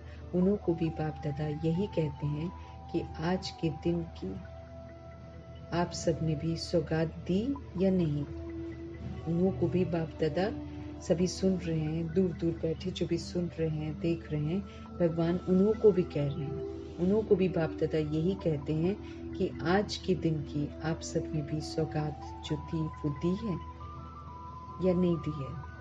सब कह रहे हैं हाँ जी बाबा, अच्छे हैं, दूर बैठे भी जैसे सामने ही सुन रहे हैं। क्योंकि साइंस वाले जो इतनी मेहनत करते हैं, मेहनत तो बहुत करते हैं ना, तो सबसे ज्यादा फायदा कौन उठाते हैं? सबसे ज्यादा फायदा ब्राह्मणों को होना चाहिए ना। इसलिए जब से संगम युग शुरू हुआ है, तब से ये साइंस के साधन भी बढ़ते जा रहे हैं। सतयुग में तो आपके देवता रूप में ये साइंस सेवा करेगी, लेकिन संगम युग में भी साइंस के साधन आप ब्राह्मणों को मिल रहे हैं, और सेवा में भी, प्रत्यक्षता करने में भी ये साइंस के साधन बहुत विशाल रूप से सहयोगी बनेंगे। इसलिए साइंस के निमित्त बनने वाले बच्चों को भी बाप दादा मेहनत की मुबारक देते हैं। बाकी बाप दादा ने देखा मधुबन में भी देश विदेश से बहुत शोभनिक कार्ड पत्र और कोई द्वारा याद प्यार मैसेज भेजे गए हैं। बाकी बाप दादा ने क्या देखा? बाप दादा ने देखा कि मधुबन में भी देश विदेश से बहुत शोभनिक कार्ड पत्र और कोई द्वारा याद प्यार मैसेज भेजे हुए हैं। बाप दादा उन्हों को भी विशेष याद प्यार और जन्म दिवस की पदम पदम पदम पदम पदम गुना मुबारक दे रहे हैं। 5 टाइम्स बोला बाबा ने। बाबा याद प्यार और जन्म दिवस की पदम पदम पदम पदम पदम गुना मुबारक दे रहे हैं। सब बच्चे बाप दादा के नैनों के सामने आ रहे हैं। आप लोगों ने तो सिर्फ कार्ड देखे हैं ना, लेकिन बाप दादा तो बच्चों को भी नैनों से देख रहे हैं, बहुत स्नेह से भेजते हैं, और उसी स्नेह से फिर बाप दादा स्वीकार करते हैं। कईयों ने अपनी अवस्थाएं भी लिखी हैं, तो बाप दादा कहते हैं उड़ो और फिर दूसरों को उड़ाओ। उड़ने से सारी बातें नीचे रह जाएंगी। अवस्थाएं सबकी कुछ कुछ गड़बड़ होती है ना, तो सबने अपनी अपनी अवस्था लिखी हुई है, तो फिर बाप दादा क्या कहते हैं? आप फिर उड़ो और दूसरी सोल्स को भी उड़ाओ। उड़ने से सारी बातें समाप्त ना नीचे रह जाएंगी, और आप सदा ऊंचे से ऊंचे बाप के साथ ऊंचे रहेंगे। सेकंड में स्टॉप और स्टॉक शक्तियों का, गुणों का इमर्ज करो। 1 सेकंड में बाबा कहते तुम स्टॉप कर दो, तुम्हारी शक्तियां भी बच जाती हैं, और फिर ऑफ कोर्स आप स्टॉप कर देते हो तो जो झूठ है, जो आसुरीपन है, वो यूज नहीं करते हो, तो आप क्या हो जाते हो ना, आप गुणों को इमर्ज कर सकते हो। तो बाबा कह रहे हैं एक तो अवस्थाएं जब लिखते हैं तो बाप दादा कहते हैं उड़ो और फिर उड़ाओ। उड़ने से सब बातें जो है ना वो नीचे रह जाएंगी, और फिर आप सदा ऊंचे से ऊंचे बाप के साथ ऊंचे रहेंगे। सेकंड में स्टॉप, अगर हम सेकंड में स्टॉप लगा देते हैं तो फिर हमारा स्टॉक जो है शक्तियों का, गुणों का ना, वो इमर्ज हो जाएगा। उसको इमर्ज करना है, शक्तियों को, गुणों को इमर्ज करना है। अगर हम स्टॉप लगा देते हैं, बोलते नहीं हैं, सार में स्थित होते तो जमा होता है ना, तो बाबा कहते हैं अपनी पावर्स को और अपने गुणों को इमर्ज करो, उसको यूज करो।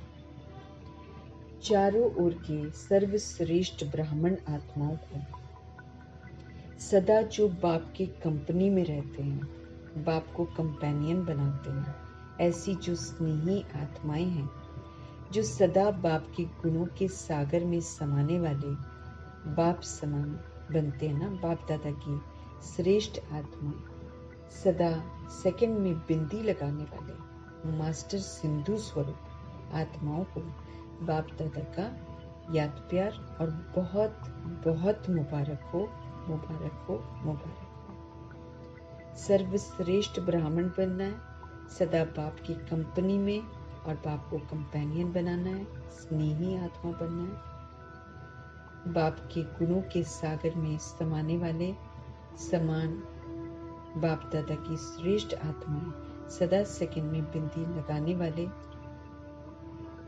मास्टर सिंधु स्वरूप आत्माओं को बाप दादा का याद प्यार और फिर बहुत बहुत मुबारक हो, मुबारक हो, मुबारक हो।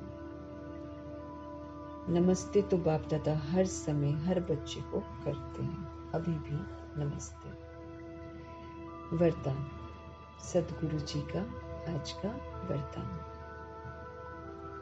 पवित्रता की शक्तिशाली दृष्टि वृत्ति द्वारा सर्व प्राप्तियां कराने वाले दुखहर्ता सुखकर्ता भव। पवित्रता, कल भी पवित्रता पर था ना, पवित्रता की शक्तिशाली दृष्टि, पवित्रता की शक्तिशाली सोच के द्वारा सारी प्राप्तियां कराने वाले दुखहर्ता सुखकर्ता भव। ये जो पावरफुल विजन है, प्योरिटी का थॉट है। इसके द्वारा सारी सोल्स को सिर्फ प्राप्तियां करा बाबा के, सबके दुख को हर लो और सबको सुख दो। साइंस की दवाई में अल्पकाल की शक्ति है। जो दुनियावी दवाइयां हैं ना, हम खाते तो कि हम ठीक हो जाएंगे, लेकिन बाबा जैसे बोलते हैं ना, जैसे रिद्धि सिद्धि मायावी चीजें, ये सारी अल्पकाल की हैं। तो ये जो साइंस की दवाई है ना, इसमें भी अल्पकाल की शक्ति है, थोड़े समय की पावर होती है जो दुख दर्द को समाप्त कर देती है। लेकिन ये जो प्योरिटी की पावर है, ये जो साइलेंस की पावर है, इसमें तो दुआ की शक्ति है, इसमें दुआ की शक्ति है। ये पवित्रता की शक्तिशाली दृष्टि व वृत्ति जो है, वो सदा काल की प्राप्ति कराने वाली है। ये पवित्रता की शक्तिशाली दृष्टि और वृत्ति सदा काल की प्राप्ति कराने वाली है। इसलिए आपके जड़ चित्रों के सामने ओ दयालु दया करो कहकर दया और दुआ मांगते हैं। तो जब चैतन्य में ऐसे मास्टर दुख हरता सुख करतापन दया की है, तभी तो भक्ति में पूजे जाते हो। ऐसे ही थोड़ी पूजा होती है। जो सोल्स कुछ करके जाती हैं, पूजनीय बनती हैं, उन्हीं के जड़ चित्र बनते हैं।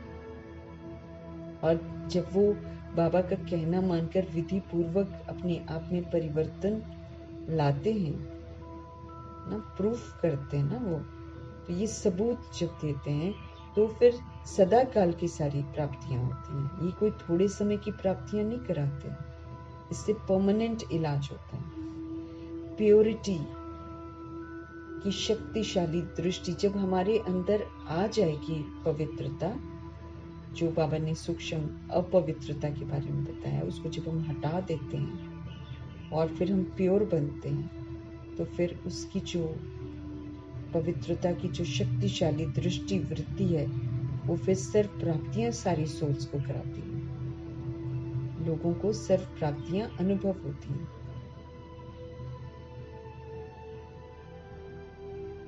तो भगवान स्पष्ट कर रहे हैं कि भाई साइंस की जो दवाई है वो अल्पकाल की शक्ति है जो दुख दर्द को समाप्त कर देती है, लेकिन पवित्रता की शक्ति अर्थात साइलेंस की शक्ति में तो दुआ की शक्ति है। ये पवित्रता की शक्तिशाली दृष्टि वृत्ति सदा काल की प्राप्ति कराने वाली है।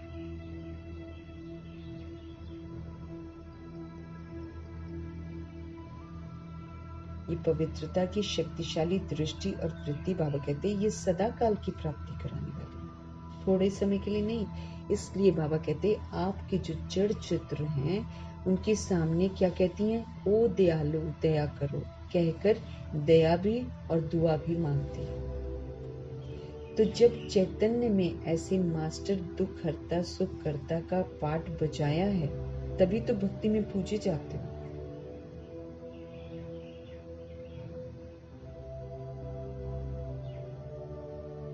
ऐसे नहीं पूछे जाते। बाबा कहते प्रैक्टिकल में संगम युग में आपने ऐसा कर्मा किया है, तो जो सोल्स प्रैक्टिकल में दुख हरती हैं और सुख देती हैं, वही उन्हीं की तो भक्ति मार्ग में पूजा होती है। और जो विधि पूर्वक यहाँ हर कार्य करता है, उसकी फिर विधि पूर्वक पूजा होती है, उसकी फिर हर कर्म की पूजा होती है।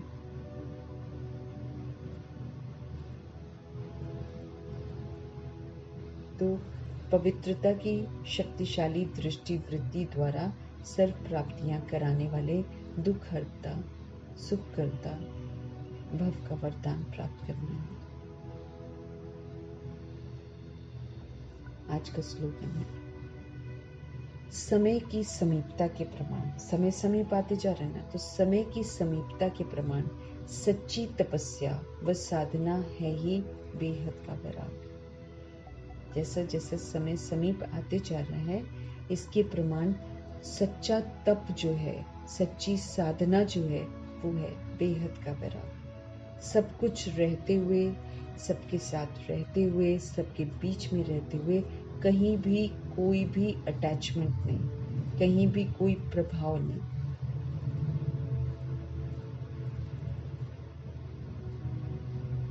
कहीं भी किसी भी तरीके की अटैचमेंट नहीं। एक सोल को प्रभाव मुक्त, लगाव मुक्त, दबाव मुक्त बनना है। एक बाप दूसरा ना कोई। तो समय की समीपता के प्रमाण सच्चा तप जो है और सच्ची साधना जो है वो है बेहद का वैराग। देह सहित, देह की दुनिया, देह के संबंध, देह का नाम रूप, सब चीजों से बेहद का वैराग।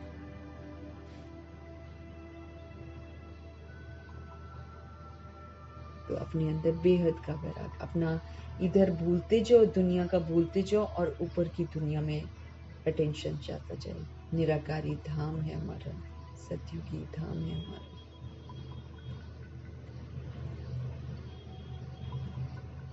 उस स्मृति में रहना। यहाँ हम मना फरिश्ते बनकर अवतरित होते हैं श्रेष्ठ कार्य करने के लिए। हम यहाँ पर अवतरित होते हैं ताकि हम परमात्म संदेश दें सब जगह, फिर शुभ भावना, शुभ कामनाधारी बने और श्रेष्ठ कर्मा करें, साक्षी दृष्टा होकर पाठ बजाएं।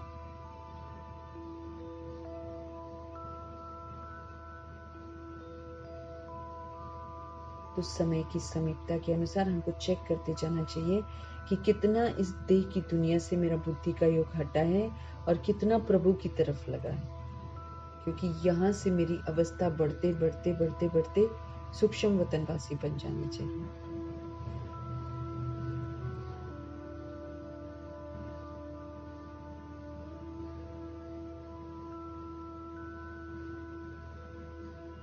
तो अपना रोज तप करना है, साधना को बढ़ाते जाना। जैसे कल भी बाबा ने, साधनों को यूज करो, लेकिन साधनों को यूज करते हुए साधना बढ़ती चली जानी चाहिए। ऐसा नहीं कि हम साधन में व्यस्त हो गए और साधनों में एंजॉय कर रहे हैं, ऐसा नहीं होना चाहिए ना। तो बाबा कहते हैं अभी हमारे अंदर बेहद का वैराग आना चाहिए। देह सहित, देह की सारी चीजें, देह की दुनिया, देह का नाम रूप, देह के सारे लेबल्स, सबसे वैराग। क्योंकि अब हमको समझ में आ गया देह खत्म हो जानी है, जो भी दिखाई दे रहा है सब खत्म हो जाना है, तो उससे डिटैच हो जाना है ना। बेहद का वैराग रहेगा तो फिर एंड में हम विचलित नहीं होंगे किसी चीज को देखकर, क्योंकि हमने सब तरफ से जितनी भी अटैचमेंट है उससे अपने आप को मुक्त कर लिया है। बेहद का वैरागी बनना है। इसको बाबा सच्ची तपस्या करते हैं, मना पुरानेपन से बेहद का वैराग। जो मेरा पुराना स्वभाव संस्कार है उससे बेहद का वैराग, मतलब उसको यूज नहीं करना, वही तो तप है। और फिर ईश्वरीय संस्कारों को यूज करना, फरिश्ता बनकर पाठ बजाना, इसको यूज करना है। और जो पुरानापन है उससे पूरा बेहद का वैराग। दुनिया की कोई भी चीज, हद की चीज मुझे आकर्षित न करे, कहीं मेरा मन फंसा हुआ ना हो, किसी संबंध में फंसा हुआ ना हो, किसी वस्तु वैभव में फंसा हुआ ना हो। इतना ऐसा तप करना है ना। कोई अवगुण जो हम यूज कर रहे हैं वो यूज न करें, इसका तप करना है। वैराग, बुराइयों से वैराग कि अब नहीं यूज करना, ये तो देह के भान में मैंने यूज करी, ये मेरे गिरावट का कारण बनी है, ये मुझे परमधाम निवासी नहीं बनने देगी, ये मुझे ऊपर उठने नहीं देगी। ये सारा करके तो बेहद का वैराग आता है। फिर जब हम देखते हैं, बाबा कहते हैं जो दिखाई दे रहा है सब विनाश हो जाएगा, कुछ भी नहीं रहेगा, तो वैराग आता है। लेकिन बाबा हमेशा हमको ये बोलते हैं कि ये बेहद का वैराग नीरस नहीं है कि माना ये खत्म हो जाएगा, वो खत्म हो जाएगा, वो सोचकर फिर हम उदास हो रहे हैं, डिप्रेस्ड हो रहे हैं। ये बेहद का वैराग जो है ये मधुरता लाता है, ये हमको ये स्मृति लाता है कि ये सारा खत्म तो सुंदर दुनिया कितनी आ रही है, फिर हम प्रभु जी के साथ जाएंगे। फिर बेहद का वैराग जब हम रखते हैं इस दुनिया में, तब तो प्रभु प्रीत लगती है, तभी तो उनके साथ हम सारा संबंध निभाते हैं।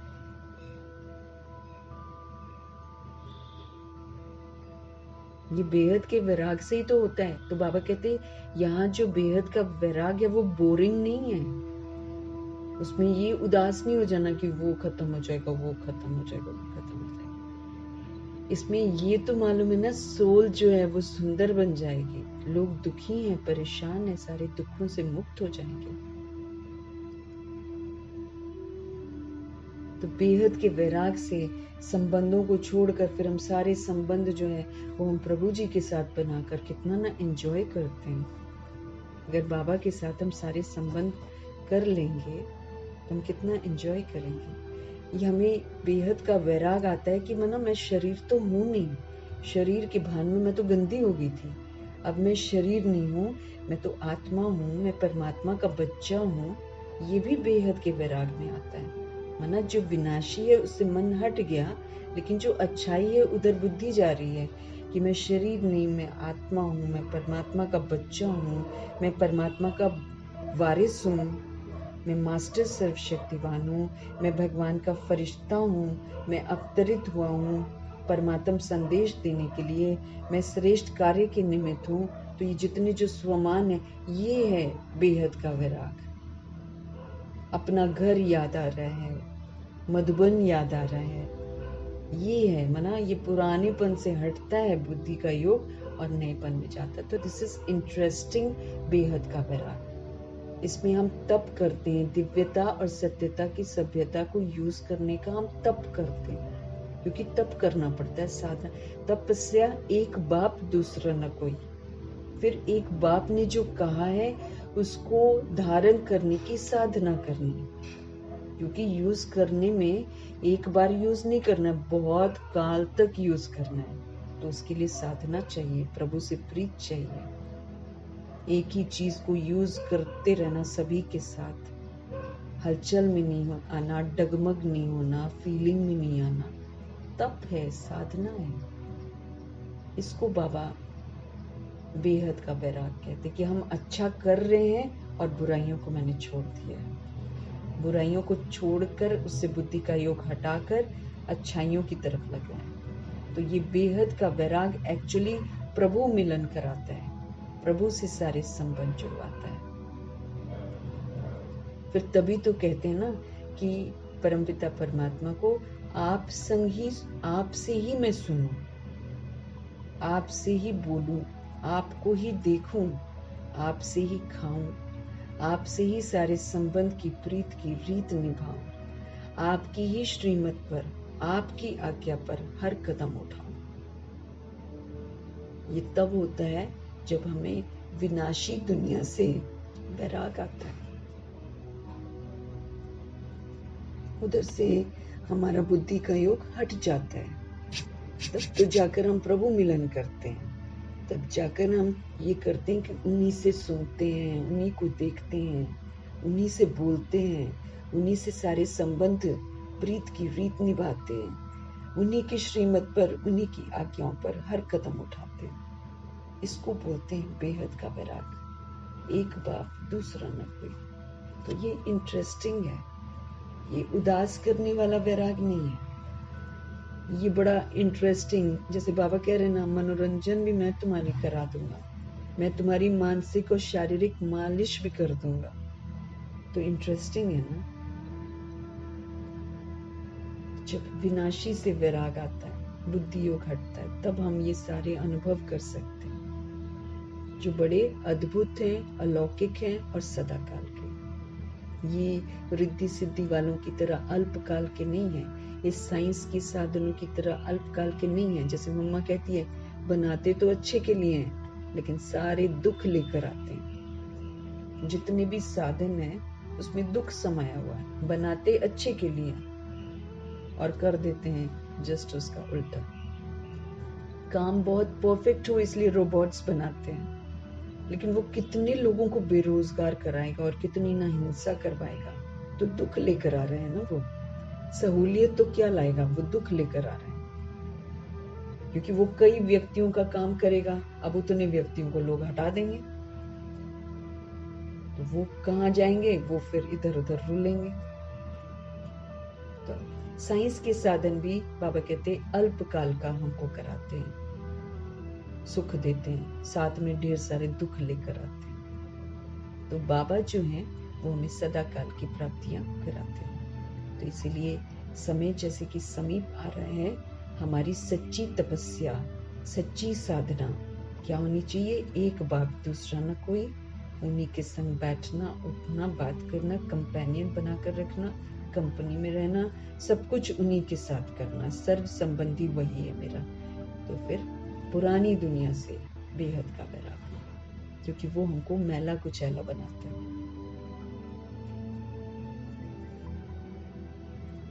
तो ऐसे मीठे मीठे परमपिता परमात्मा का तहे दिल से अव्यक्त बाप दादा का धन्यवाद करेंगे, ब्रह्मा माँ का धन्यवाद करेंगे, जगदम्बा माँ का धन्यवाद करेंगे, गुलजार दादी जी का धन्यवाद करेंगे, जिनकी माध्यम से प्रभु जी हम आत्माओं को अव्यक्त शिक्षा देते हैं। अभी हम रिवाइज कोर्स कर रहे हैं, रिवाइज का भी रिवाइज कर रहे हैं, लेकिन दादी इसमें मेन वो निमित्त बनी, इतनी लायक थी, तभी तो बाबा ने उनको यूज़ किया।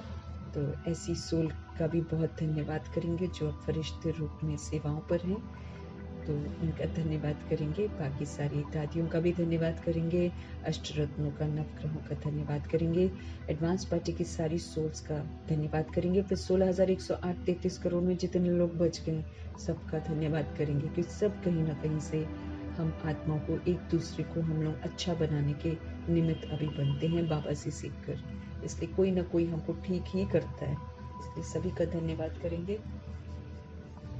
बृहस्पति की दशा सभी पर आ जाए ये दुआ करेंगे, हम पर बनी रहे, हम वृक्षपति के साथ सदा रहें, जो पढ़ा रहे हैं उसको हम धारण करें, चित्त पर भगवान के महावाक्य विराजमान हो जाएं, मन रूपी स्लेट से सारी बुराइयां निकल जाएं, बुद्धि सारी हमारी ज्ञान रत्नों से भर जाए, बुद्धि रूपी झोली, और हम सब कुछ अच्छा अच्छा सोचें। इन्हीं दुआओं के साथ बृहस्पति की दशा हम पर बनी रहे और बृहस्पति की दशा सारी सोल्स के ऊपर आ जाए, सबको प्रभु का परिचय मिले, सबको प्रभु की याद आए, सब प्रभु मिलन करें, वो भी तो अनुभव करें कि भगवान कैसे होते हैं।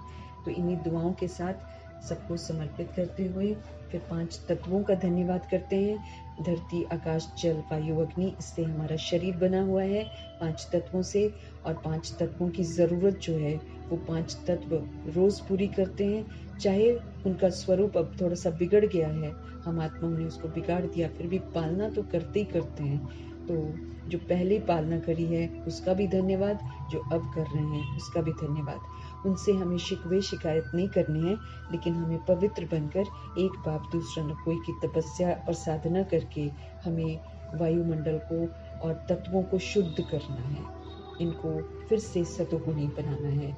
जब हम बाबा के साथ रहेंगे, उनकी कंपनी में रहेंगे, हम अच्छे बनते जाएंगे। फिर जो बाबा की याद है और बाबा का साथ है, वो तत्वों को फिर से सतोगुणी बना देगा। इसीलिए धन्यवाद तो रोज करना है, कोई शिकवा शिकायत नहीं करना है, भले वो बिगड़ गए हैं, उनका बिगड़ा हुआ स्वरूप भी हो, तब भी उसका धन्यवाद करना है और उनको शांत करना है।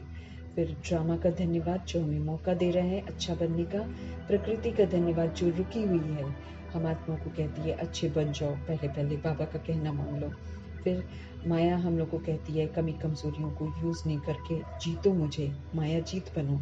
विकर्मा जीत बनने के लिए यमदूत कहते हैं हम विकार लाते हैं, तुम जीत कर दिखाओ। ये सब प्रभु प्रेमी हैं, ये सब प्रभु के साथ ही हैं। जब प्रभु सजा नहीं देते हैं तो ये लोग सजा देते हैं, क्योंकि बाबा किसी को सजा देते नहीं है। फिर करोड़ों की जो आबादी है द्वापर युग और कलयुग की, जो हमको विश्व कल्याणकारी बनाती है, ऐसी जो आत्माएं हैं उनका धन्यवाद भी करना है। और फिर ऑफकोर्स हम क्षमा भी मांगेंगे, क्योंकि हमारे प्रभाव से वो आत्माओं पर उल्टे प्रभाव बन गए हैं। तो हम जल्दी जल्दी अपने में परिवर्तन करें ताकि उनमें भी परिवर्तन आ जाए, तो उनका भी धन्यवाद करेंगे। साधन जो हम आत्माओं को इस वक्त उपलब्ध हैं, जिसके माध्यम से हम बहुत सहज बाबा की चीज़ों को समझ लेते हैं, बहुत सारी चीज़ों को समझ लेते हैं, पुरानी चीज़ों को समझ लेते हैं, बाप दादा को देख सकते हैं, जो हम मिस कर गए हैं वो वीडियोज़ उपलब्ध हैं। हम अव्यक्त बाप दादा की सारी मुरलियाँ सुन सकते हैं, तो कितना ना साधन हमारी मदद करते हैं। तो साधनों का धन्यवाद, साधन बनाने वालों का धन्यवाद। लेकिन हाँ, इसके वशीभूत नहीं होना है, इस पर डिपेंडेंट नहीं होना है, क्योंकि आज ये हमारे पास हैं, कल ये हमारे पास नहीं भी होंगे। तो हम डगमग न हो जाएं। इस बेहद के वैराग से साधनों को यूज़ करना। जब तक प्रभु जी प्रोवाइड कर रहे हैं तब तक अच्छे से इसको यूज़ करना है, धन्यवाद करते रहना है। फिर जो साथ में सोल्स रहती हैं उनका धन्यवाद। फिर जो सहयोगी बनते हैं, तरह तरह से सहयोग देते हैं, ज्ञान की हमें प्राप्ति होती है, वो चीज़ें जो हम मिस कर गए हैं वो सारी चीज़ों को प्रोवाइड करते हैं, ऐसी सोल्स का भी धन्यवाद करेंगे। और जो दुनिया में बहुत सारे मेहनत करते हैं, रात रात भर जागते हैं, ऐसी सोल्स का भी हम धन्यवाद करेंगे। और जो अविनाशी खजाने प्रभु जी हम आत्माओं को देते हैं, हमारे तन मन को भी अमानत बना देते हैं, ऐसे बाबा का शुक्रिया। और जो हमारे पास उपलब्ध है उसका शुक्रिया, उसको हम फलीभूत करेंगे। और फिर साथ में बाबा जो अनमोल ये संगम युग का समय है, जिसमें हम प्रभु मिलन में और प्रभु को कंपेनियन बनाकर उनकी कंपनी में रहकर लुत्फ उठा सकते हैं। तो इस संगम युग जो प्राप्तियों का युग है, इस समय का बहुत बहुत धन्यवाद करेंगे। इसको दुरुपयोग नहीं करेंगे, सदुपयोग करेंगे। एक एक सेकंड बाबा कहते बड़ा वैल्यूएबल है, तो उसको सफल करना है प्रभु जी की याद में, प्रभु चिंतन में, ज्ञान चिंतन में, स्वचिंतन में और शुभ चिंतन में इसको सफल करना है। और फिर जो यूनिवर्स है उसका धन्यवाद। शरीर रूपी इंस्ट्रूमेंट जो है, इसमें रहते हुए मुझ आत्मा को पवित्र, संपूर्ण पवित्र बनना है। और हड्डी सेवा करके इससे जो बुरे काम कर रखे हैं उसको ना किसी तरीके उसका हिसाब सेटल करना है। और अब सिर्फ सुकर्म करने हैं और अच्छा अकाउंट बनाना है इसका। अब अकर्म का खाता बनाना है। तो इसलिए शरीर रूपी इंस्ट्रूमेंट का धन्यवाद करेंगे। और जो हम मेहमान नवाजी ले रहे हैं, हम यहाँ पर रह रहे हैं, हम ऊपर से आए हुए हैं, हम यहाँ पर रह रहे हैं, सारी चीज़ों को यूज़ कर रहे हैं ना, सृष्टि को यूज़ कर रहे हैं, तो हम बड़ा ध्यान रखेंगे। जैसे मातेश्वरी कहती है, फरिश्तों की तरह चलो, फरिश्तों की तरह साइलेंस में रहो, है ना, फरिश्तों की तरह सहयोग दो, बाबा के साथ कनेक्टेड रहो, जितना हो सके कम शोर करो, जितना हो सके हर चीज़ को ना बड़े तहजीब से यूज़ करो। उठना बैठना, सोना, खाना पीना, सब कुछ हमारा अब अलौकिक होना चाहिए। तो अलौकिक विधि से चलने का हमको अटेंशन रखना। पहले की तरह जो हम करते थे उसको छोड़ते चले जाना है। तो इसीलिए जो मेहमान नवाजी हम आत्माओं को इतनी मिली है, लेकिन हमने सृष्टि को, तत्वों को, प्रकृति को खराब किया है। तो अब अच्छा बनकर, बाबा की याद में रहकर, शांति पवित्रता का सहयोग देकर पूरी प्रकृति को खूबसूरत बनाना है, शांत करना है, वायुमंडल को शांत और समर्थ बनाना है और तत्वों को शांत करना। ये हम आत्माओं का कर्तव्य है। ये प्रैक्टिकल में संगम युग में करना है। इससे फिर हम सजाओं से बच जाएंगे। नहीं तो सजाएं हमारी फिक्स हैं, बहुत कर रखी हमने गलतियां 63 जन्म। उसके बाद बाबा का बनकर भी आत्मा का पाठ पक्का करते हुए कितनी बार हम आगे गए हैं और कितनी बार हम साइड सीन्स देखकर उतर गए हैं। इसका हमारे सजा बनी हुई है। तो फिर इसकी कोई माफी नहीं है, इसको तो पनिशमेंट ही मिलेगा। पुराने को हम याद से चुप तो कर सकते हैं, नए वाले को पनिशमेंट मिलेगा ही मिलेगा। तो फिर इस तरह से मुझे हर चीज़ को सोचते हुए अपने सुकर्म को, अपने पुण्य कर्म को, अपनी दुआओं के खाते को, अज्ञान गुण शक्तियों को यूज कर करके ये वाले जो खाते हैं, स्व पुरुषार्थ का खाता, दुआओं का खाता, सेवा का खाता, ये सारा जमा करना है। इसको जमा करेंगे हम सजाओं से मुक्त हो जाएंगे। फिर ड्रामा शांत हो जाएगा, प्रकृति भी शांत हो जाएगी, करेगी पूरा तांडव वो। लेकिन जहां हम खड़े होंगे, अगर हम ईमानदारी से श्रीमत पर चलकर उसको शांत करने में कामयाब हो जाते हैं, तो फिर वो हमारे को कभी भी नुकसान नहीं पहुंचाएगी, उल्टा सहयोगी बन जाएगी, तंग नहीं करेगी। जिसका वो दिखाते हैं कि कृष्ण को लेकर जा रहे हैं उनके पिता, तो गंगा ऊपर आती जा रही है, आती जा रही है। फिर जैसे ही पैर को छुआ, मैंने कृष्ण जी ने पैर बाहर निकाल दिया, छोटा बेबी है ना, जैसे उसका पैर छुआ वैसे सारी वो रास्ता बन गया, पूरा पानी हट गया साइड और सारा रास्ता बन गया। तो प्रकृति बड़ी अद्भुत है, हमको पहचान जाएगी। अगर हम फरिश्ते बनकर पाठ बजाएंगे, वो हमको पहचान जाएगी, हमको नुकसान नहीं पहुंचाएगी। तो हम यही दुआ करेंगे, हम सभी प्रभु की श्रीमत पर चलकर ऐसा बने, फिर हमारे जो वाइब्रेशंस हैं स्व परिवर्तन के, वो पूरी दुनिया में फैले, तो द्वापर युग और कलयुग की आत्माएं भी चंचलता से और शोरगुल से शांत हो जाए।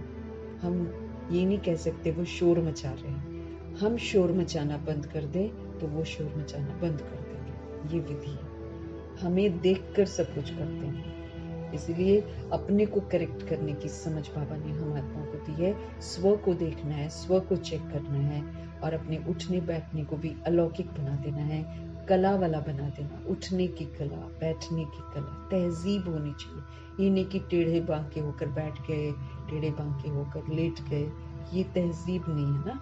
तो बाबा कहते हैं आराम से उठना बैठना, माना लगे कि रॉयल बच्चे हैं, भगवान के बच्चे हर समय सेवा पर हैं, हर समय उन पर नजर है। बाबा कहे आप विश्व की स्टेज पर हो और दुनिया आपको देख रही है। तो जब दुनिया मेरे को देख रही है तो हम टेढ़े बांकी हरकतें जो घर पर करते हैं वो सब कॉपी करती हैं ऑटोमेटिकली, फिर उसकी सजा फिर हमको मिलेगी, उनको नहीं मिलेगी। इन बातों का ध्यान रखते हुए हम एजुकेट हो रहे हैं ना, बाबा हमको शिक्षित कर रहे हैं, तो वो एजुकेशन जो है वो मेरे आचरण में तब भी दिखाई देनी चाहिए जब कमरे में घर में कोई भी ना हो, मैं आत्मा अकेली हूँ, घर पर कोई भी नहीं हो, तब भी वो जो शिक्षाएं हैं वो मेरे आचरण में हो। इतना ऑनेस्ट बनना है, क्योंकि हर वक्त वर्ल्ड मुझे देख रहा है, हर वक्त वो मुझे कॉपी कर रहा है, चाहे हम अकेले हैं चाहे हम कईयों के साथ हैं। हमें मर्यादाओं में रहना है, डिसिप्लिन जो बाबा सिखाते हैं उस डिसिप्लिन के अंदर मुझे रहना है। तो जो मेहमान नवाजी हम ले रहे हैं उसका तहे दिल से धन्यवाद। पहले हम शुक्रिया नहीं करते थे, अब हमको बार बार शुक्रिया करना है। हर चीज हम यहाँ से ले रहे हैं, ऊपर से आए हुए, ये कोई पहली बार नहीं है कि हम ले रहे हैं, जब से हम आए हैं तब से यूज कर रहे हैं। दिया कुछ भी दिया नहीं वापस, सिर्फ लिया है, लिया है, तोड़ फोड़ कर लिया है। तो धन्यवाद करना है, धन्यवाद करते हुए फिर हमको माना अपना जो अकाउंट्स है, जो मेरे कर्जे हैं उसको मुझे चुकता करना है। हम कर्जदार हैं। तो सारे जो ड्रामा की मेहमान नवाजी है वो हमारी पालना कर रहे हैं, हमको खिला रहे हैं, पिला रहे हैं, चाहे जैसी भी चीजें मिल रही हैं। अब जैसा हमने बनाया वैसा मिल रहा है, लेकिन फिर भी मिल तो रहा है ना, क्योंकि एक समय आएगा जब मिलेगा भी नहीं, जब सूखा पड़ जाएगा, जब बाढ़ आ जाएगी, हर बार नुकसान होगा, तो परीक्षाएं अनेक आएंगी। उससे पहले हम आत्माएं अपने आप को सजाओं से मुक्त कर लेंगे, तो परीक्षाओं के दौर पर हम योगी आत्मा बनकर रहेंगे। फिर हमें किसी चीज की जरूरत नहीं होगी, बल्कि हम बाबा के साथ ऐसा इंस्ट्रूमेंट बाबा के लिए बन जाएंगे कि बाबा हमारे थ्रू फिर आत्माओं को गति देंगे, सदगति देंगे। तो हर चीज के लिए हमको तैयार होना है। हम सब प्रभु की नजरों में हैं और विश्व की नजरों में। तो अपने ऊपर अटेंशन रखते हुए प्रभु जी का धन्यवाद करते हुए ओम शांति।